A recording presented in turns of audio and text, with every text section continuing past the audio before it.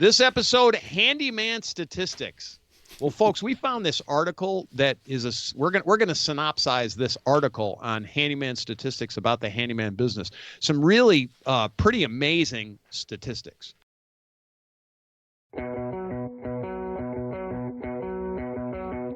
Welcome to the Handyman Pros Radio Show. Home improvement and maintenance tips from the pros. Thanks for listening to another edition of the Handyman Pros Radio Show, where our goal is to help save you time, money, and aggravation on your home maintenance and repair. This edition's entitled Handyman Statistics. And to help me explain, I've got my ever-cheerful co-host and old statistical buddy, Johnny, who actually found this article. Johnny? Yes, Larry? What's going on this week? Oh, just going through statistics.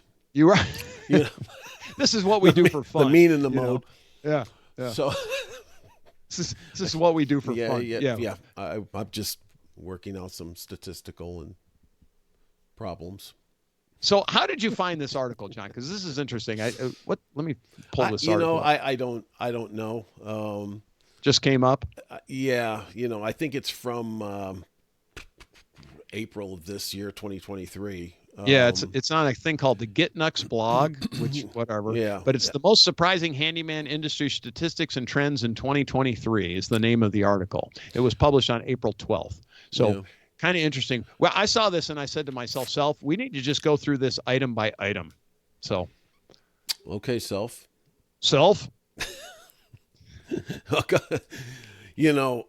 A couple of things that come up, and we knew that this was a big industry. It's kind of I want to say it's kind of a sleeper type of thing because it's a gig. It's kind of the gig economy. Kind of a gig economy, yeah, yep, to a degree. It's a big market. Yeah. It's a big market and one that's in demand. If I can, just give you a takeaway on this thing right up front. And, so if you're going to get into this industry, if you're going to get into something, think about getting into the handyman industry because there's a lot of demand for it. And $7 billion in 2020. That's what they're projecting. Well, that was in 2020. That was 2020. That's pre-COVID. So that was that's pretty crazy, and they're saying that there's a lot of how many people they say were in the handyman business? According to the U.S. Bureau of Census, now I'm reading directly from the article, there are more than 162,000 handy person service businesses in the United States. I don't know what date that is, but that's probably as of the last census. So that'd be 2020, I guess. Wow, that's businesses. That's businesses. Yeah. Wow. But what does that tell you, John? What does that tell you? Well, the first thing that comes to mind is that, people have, that there's a need. I mean, that's what it tells you. I mean, that's exactly there's no doubt. I mean, there is no doubt that there's a need out there. As we go through this thing, I mean, you're going to find a lot of demand for this, and some of it is just more than I thought.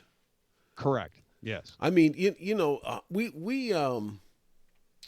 we've talked about this and addressed it before. Is that as a handyman, and we're just two independent guys, but you only can handle so many customers, and they seem to continually be around robin. A carousel, right? You go from one to the other. Thank and then God. You got to back to the beginning again, right? And boom, you're start that whole thing. It seems like, and that means there's a lot of people, and the business can really grow. And it didn't take me very long to find all those customers. No, it really, yeah, right, exactly. I mean, while there's 162,000 service businesses, it means that there's support in the marketplace for those 162,000 businesses. Well, yeah. And as you and I both know, once you develop your customer base, as it were, your need to develop new customers is really slight. I mean, I probably generate, I don't know, 10 or 12 new customers a year, and that's based only on the fact. if I want to, yeah, and I only generate that many because I almost can't handle too many That's more, what I'm saying. you know. So the point is that the market is wide open on that 162,000 services and $7 billion. $7 billion, folks. That's a lot of money. I mean, that's a lot of money out there. And I think that I don't know where they come up with these numbers based on the handyman business, but we're kind of a subset of the construction industry. And I don't remember what the construction industry is, but there's another statistic down It's lower that we'll massive. talk about. Yeah, it's huge. It's So, massive. But so the next statistic that they put out is the average annual salary for a handyman in the United States was $42,930 by the Bureau of Labor and Statistics.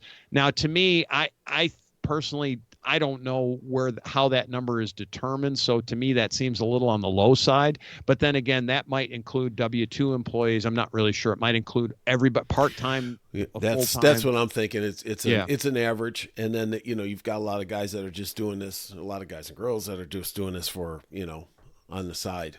Yeah. Now, what that does tell me is that guys, if you want to pick up some extra bucks, hang a shingle. Here it is. Yeah, hang a shingle. Here it is. Who couldn't do with another, 20, 30 grand, at a minimum working out there. Well, John, independently wealthy people like you don't, what's $20,000 or $30,000? You drop that on the floor every year, I've heard. Oh my God. I mean, I light cigars with shit like that. Absolutely. That's just the $100 bills to light cigars. That's it. Yeah. I mean, what? I mean, doesn't everybody? That's what I was thinking, whatever. But, this is, this is a way that, we've interviewed people before. We've talked to people that have, doing this on the weekends. Now, if you're really hustling it, right? And you're younger person, you're hustling, you're working 5 days a week, and maybe you're like, hey man, I want to pick up a couple extra dollars. I'm going to set a Saturday aside, and I'm going to pick up some work. Yep. All kinds of very flexible business. It's a very flexible business model for sure. That's a great way to put it. That's a great way to think of it. Yeah. Because it's not, you're not even set to times. You know what I mean? Like technically, if you want to work all night, I'm sure you could get a job somewhere where you could work all night. There's commercial jobs and stuff that you can do it at night, if you want, right? I mean, so there's all kinds of flexibility in the business. Anyway, so the next statistic they throw out there is that it's expected to grow at a compound rate of 3% through 2025. So I don't know what that statistic tells me other than it's a growing industry. Yeah. But it's just kind of interesting. That one's just kind of interesting. This one is something that we find to be, it's not necessarily true for John and I, but that's because we work under a different business paradigm. But this is just this rings true to me that 50% of handyman service requests are for small projects of $200 or less. And generally, I think that that's probably right on the money. Do you think that, John? Yes. And that's hence the handyman. Right. The whole idea of a handyman. Exactly. Because the bigger guys aren't going to do any of these small jobs. Yeah, they're just not interested in a small job. You can make a pretty good living picking up all the crumbs that these guys don't want. Right. Yep. And you go being efficient at it. And you go from one to the other. Yep. So if you get into the $200 jobs or whatever, you can pick up a couple of those things a day. Yep. It might take you 3 hours, Yep. You're making pretty good money, In reality, you could do 3 jobs a day at $200 a pop. And it's not, it's not hanging a TV, only usually really takes you a couple hours tops. A fan, ceiling fan, whatever. Doing what all these different jobs that we get are huge. Now I personally, the way that I've set my business model, and this, and everybody that listens know this, is that I like to have people batch all their items up and we come do a day, but that's for me more than anything. But then they get like my customers have me come on a regular basis and I do their to-do lists. Individually, each of those jobs would be a couple of $100, we achieve an economy of scale by knocking them all out at once, both for the customer and for ourselves, because honestly, as you know, John, setting up to like doing a ceiling fan, just using a ceiling fan as an example, the amount of setup and breakdown time for the ceiling fan is the same as if I'm doing a whole day's worth of labor. I got to drag my tools in, blah, blah, blah, blah, blah, blah, blah. And that is equivalent. So I give them a bit of a break if we do a daily job. But anyway, be that as it may. But I like that one, $200 or less. And that's the sweet spot in the market, by the way. These, again, John said it. These are the jobs that none of the big guys want to do. They just won't. They won't. They can't afford it. It doesn't make sense for them. So, let's the other thing that I don't want to bury here is that that they expect the compound annual growth rate of this whole industry at 3% through 2025. So that it's a growing business. Yep. It's 3%, but it's probably a solid 3%. I'll bet it's even more than that if you can listen to the show, pick up some of the marketing tips that we've been laying down and the sales tips. You find the right areas, and you're going to be off to the races. Yeah, you are off to the races. If believe me, it will be a race. You will eventually achieve critical mass where you will be turning down business. That's what it ends up being. And I don't care what level you're at. We were talking to AJ on our show back, and he has to turn down business because he doesn't have the time to actually finish. He does it as a part-time basis, and he doesn't have time to actually fulfill the number of job inquiries that he has. He just couldn't get the work done even if he worked full time. So he turns down, he cherry picks, really, honestly, which good for him, because that's a good. I think I certainly do too. Yes, you do, Johnny. No, I'm just kidding. No, I do too. I mean, I really, it's not that I cherry pick, but I mean, I just work for people that basically I work for. I've worked for before, so I know them, and it's blah blah blah. It's on and on. But then again, I'm lighting cigars with $100 bills. You are, John. Tell the truth. We all know it. All right, next statistic. Approximately 80% of American households will need the service of a handyman at least once a year. I'm like, what world do they live in? Once a year? If you live in a condo, you need me once a year. So there's two ways of looking at this. Yes. One is the experience of, more than that. But if you take all the homes that they're saying, 80% of all the households, think about how many that is, once a year. Wow.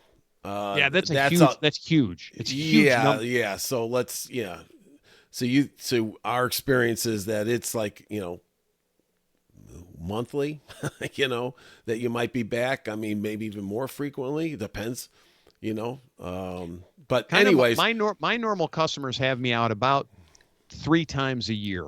Yeah. About quarterly, or every 3 or 4 months, because they just end up with a list of just these little things, but they get ahead of their problems. So they're doing these little things about 3 times a year.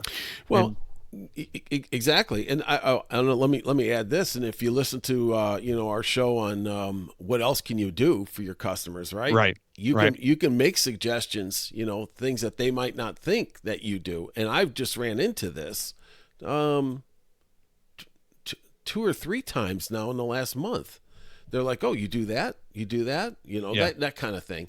Yep. So, they're not going to know that unless you, say, hey, I can sharpen the blades on the lawnmower. So it becomes a seasonal thing, I mean, all these kind of things like that, so that, 80%, for once a year, you can turn your customers into, like you said, I mean, then you extrapolate, if they have you out, let's say once a quarter, some of the customers, and then how many customers do you need to be full all the time in your schedule? Yeah, it's not that many. Exactly. It's not that many is the point. Exactly. And we said that we've talked about this, but the reality of that situation is, and it goes back to all the trust. We've done shows on being a trusted advisor, on being a trusted, confidant, not confidant, but a trusted advisor as far as their real estate goes and things like that, and looking out for their best interests.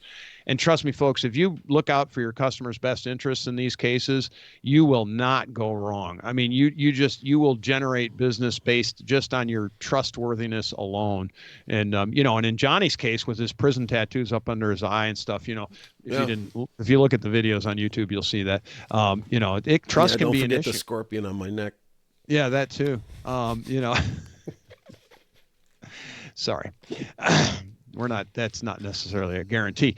Anyway,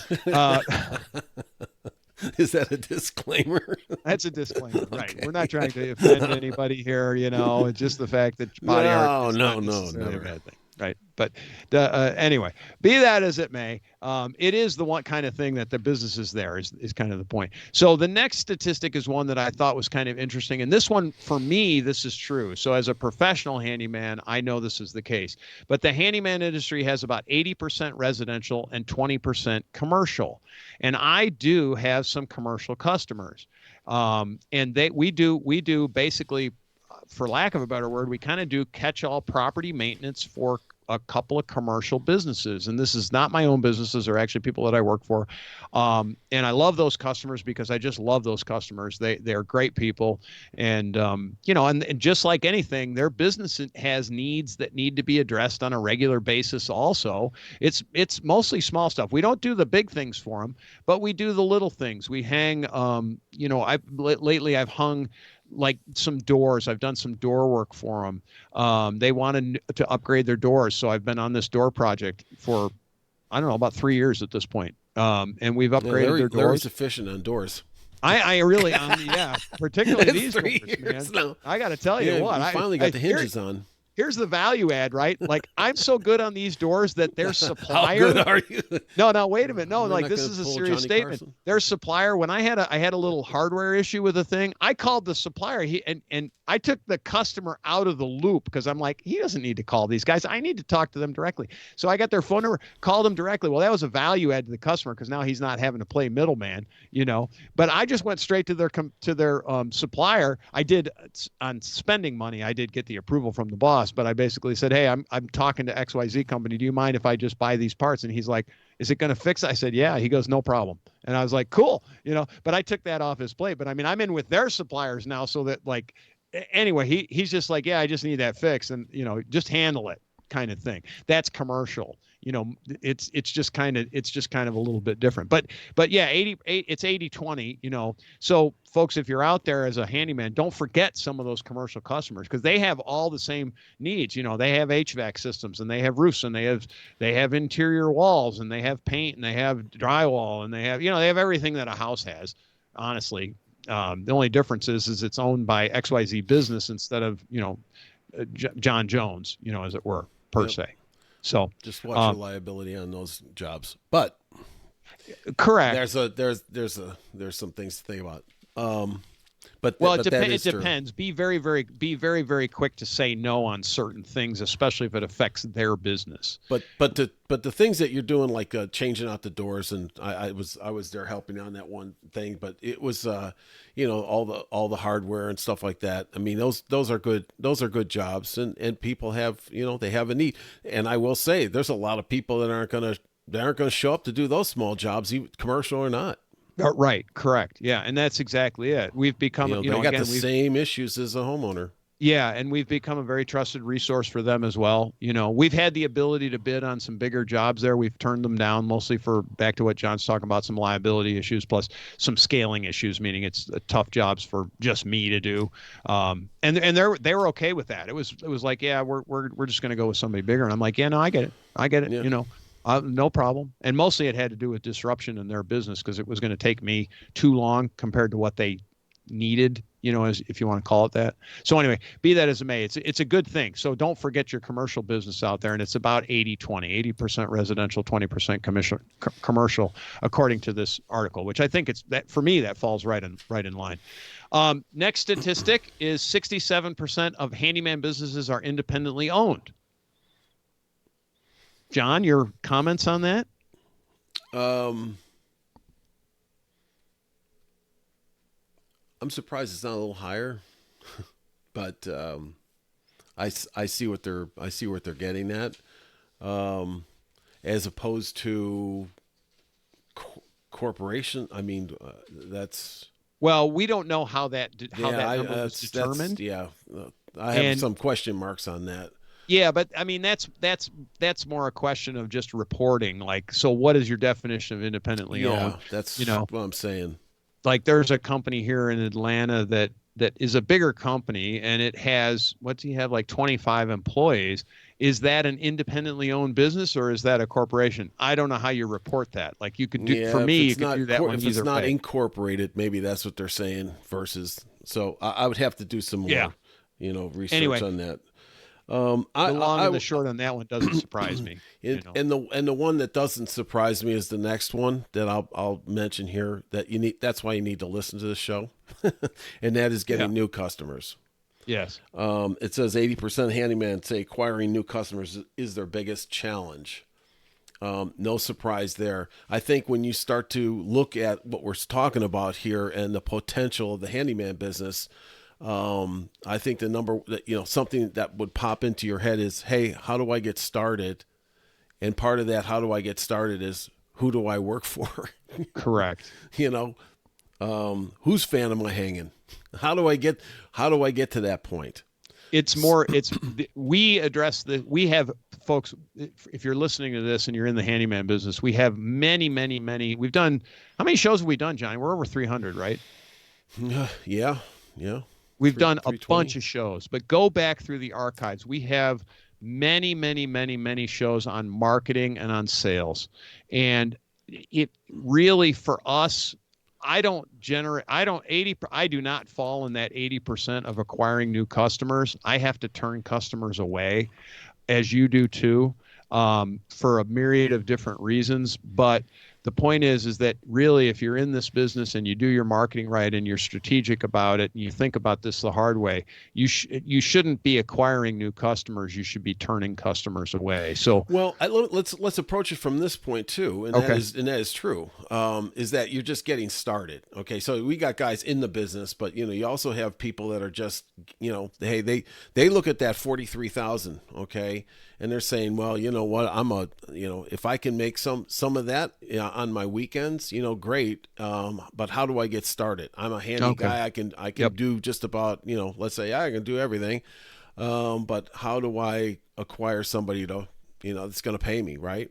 So Yeah. go back and listen to our series on that. I think we also addressed this in a bunch of times too with some of the handymen that we've interviewed. Oh, it comes up Okay, continually. Yeah. that comes up a lot, and so go listen to those, to get yourself started. Or if you're having trouble still trying to find somebody, some customers, go back and listen to those shows. And I'll even throw this one out there. So we have actually been contacted by some other people, mostly in the contracting trades, but they're handyman type people, and we will consult. If you're really having a hard time with it, call us. I launched a guy out in Idaho, of all places in the world, and he's in a pretty rural area, and I worked with him for literally about 3 months, and we had to stop because he got to the point, he's like, I can't handle anymore. I can't even answer the phone. I said, well, we're Yeah. done. So yeah, we're done. There you go. We're I done. mean, Yeah. I mean, he's like, thank you so much. I mean, it was just like, okay, like, I mean, and it was, there's so many things that you can do. We've addressed this a lot. Like I said, if you go back but there's so many ways that you can do this on the, very efficiently and on the cheap. yes, yes, With the way yes, things are these days. yes. So, let's go back to the statistic for a second of 80% of households need a handyman once a year.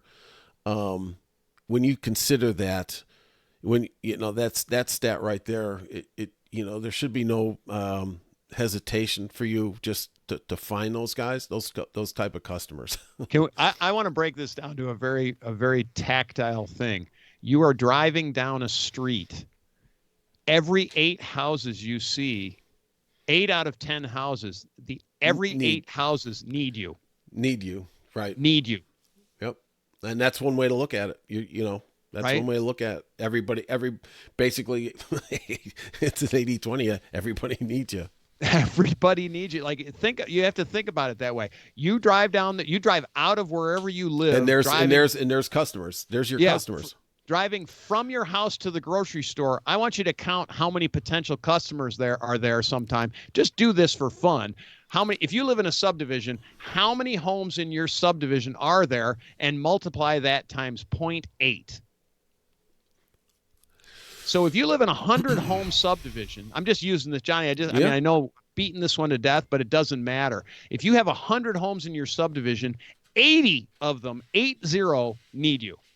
Boy, you're sharp with the statistics. Aren't I? Isn't that amazing? Numbers, basic math, John, right? Math is an important thing. Anyway, all right, next one. What's the next one, John? Well, the next one is, it says here millennials. Now, millennials being defined as born between 80 in the 80s, 81, 86, 80, through there. I thought 90s, but anyway, keep going. Doesn't matter. No, it's 81. Younger 86. people. No, just look it up, Larry. Okay. I'm going to steer you straight here. No. Hang on, Johnny, Rob. Should I turn this up or what? Hang on. I'm robbing this train here. I'm robbing this train.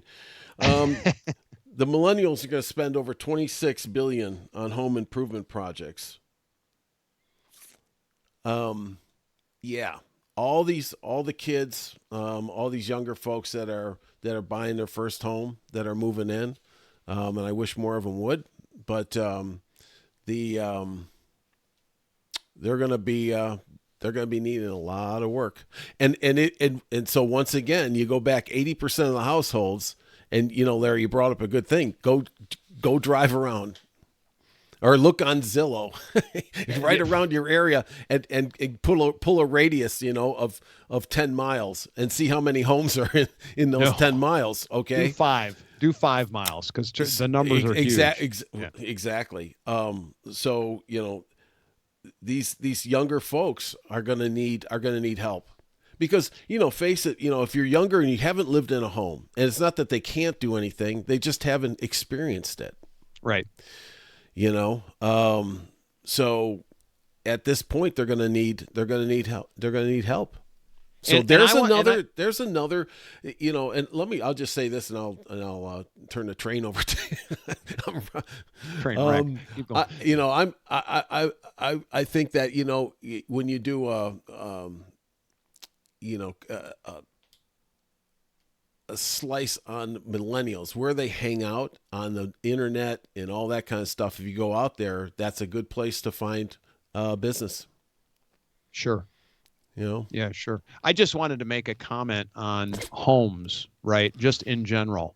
And this just comes from, don't pre-qualify the home. And when I say that, what I mean is, because somebody has built a brand new home does not mean your services are not needed. And in fact, I would tell you personally that your services are probably more needed in a new home than they are in an existing home. Probably. Yes, and I agree. I agree with that. I will tell you one thing. Now, there's two things. When if you're talking about someone who's just moved into the home, if that's a new home, or if it's just been built. Just been built is what I'm referring to. When it's just been built, after the punch list is completed on their side, because guess who they have doing their punch lists? Yeah. Handyman. Yep. Sure enough. There's another source. You guys out there that are trying to acquire new customers, go talk to some of these contractors that are building these homes. Their guys are not the guys doing the punch list. No, and they shouldn't be. Correct. Yeah. And they're looking for guys that can do good work and fix all the holes in the wall, or the patching, or all those things that stuff on the punch list. Yep. And it's all this handyman stuff. Yeah, exactly. So anyways, that's a good catch.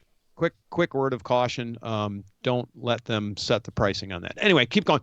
Next. Yeah, next. But I just wanted to say that because whether you buy a new home or an old home, That's right. there's needs, and then to your point, John, you just made another point about that too. And that was, if it's a new home to you, meaning somebody moves in, there is an increased need for handyman type services, because whenever somebody moves into a home, this is just kind of human nature.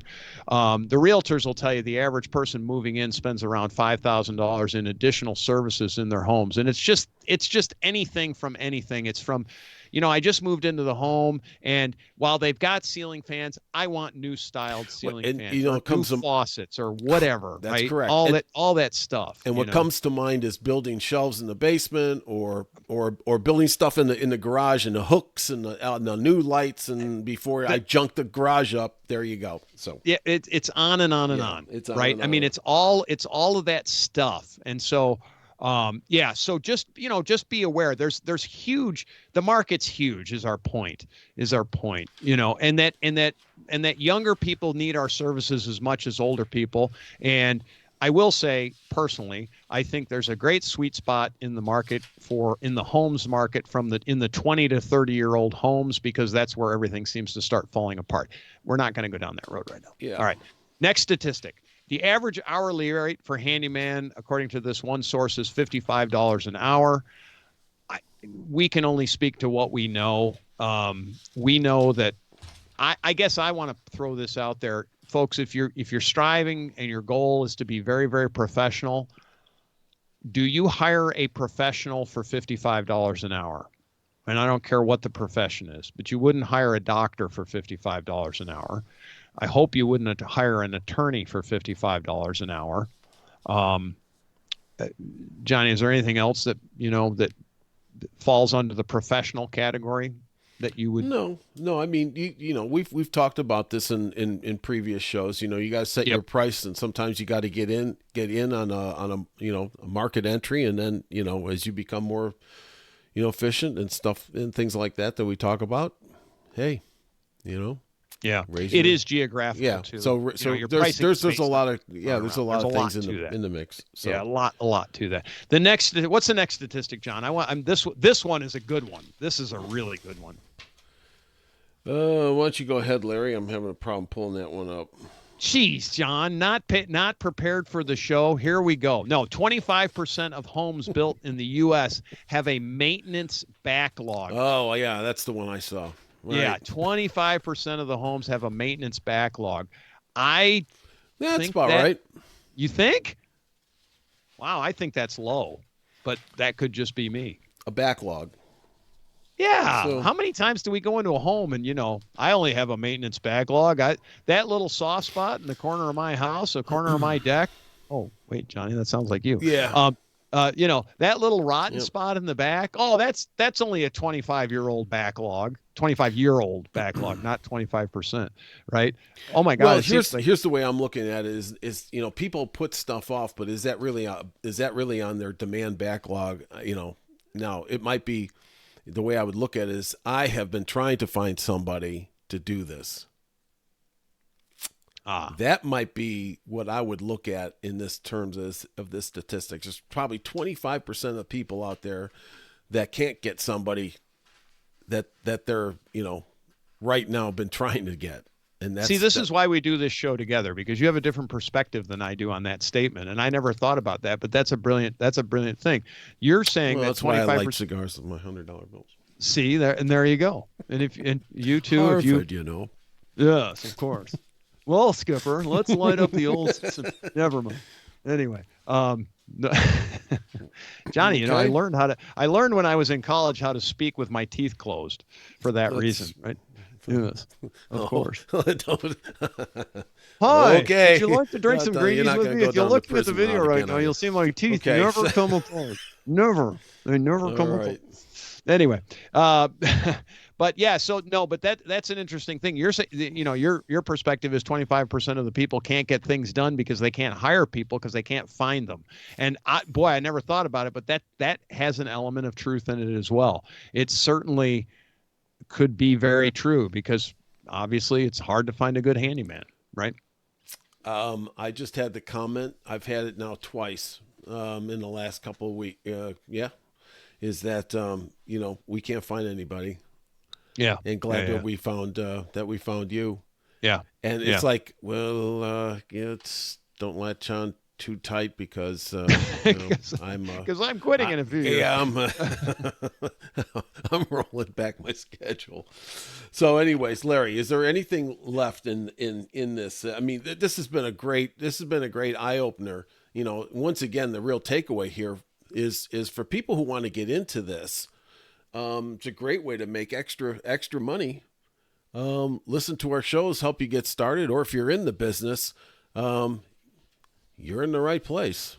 Yeah, the only other statistics that we see here are just kind of, COVID has increased demand, not a big shocker. 76% of handymen report using mobile apps. We would suggest you look at, there's a lot of options, but definitely both John and I use some apps. Cost of a service call is between $60 and $90. There's no big surprise there.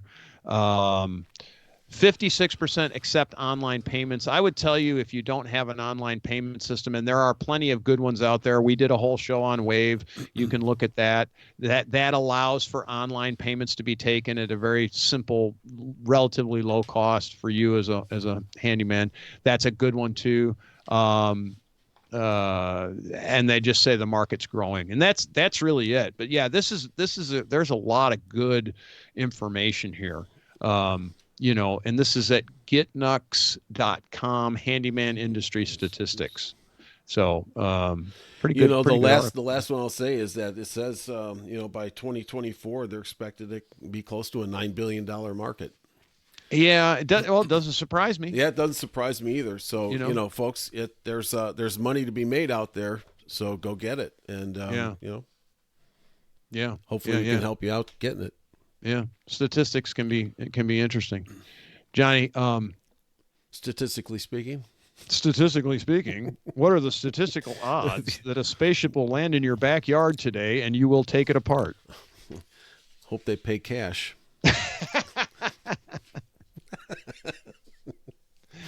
All right. With that, folks, if you enjoy the Handyman Pros radio show, please tell your friends and neighbors. Send them the links. Tell them you found these two guys. We hope we are bringing you value. If you have any questions or comments, you want to hear a show, there's something that you have a question about, send us an email, questions@handymanprosradioshow.com. You can go to our website, handymanprosradioshow.com, and sign up for the newsletter. On that newsletter, you can make comments. We do get some comments, and some of our show ideas have come from people signing up, want to hear more about X. And so these are all, great ways to get a hold of us. And certainly we're out there on Facebook too, at Handyman Pros. And we cruise around on some of the other Facebook groups as well. So we're out there. We thank you for listening. We're going to see you next week on the Handyman Pros Radio Show.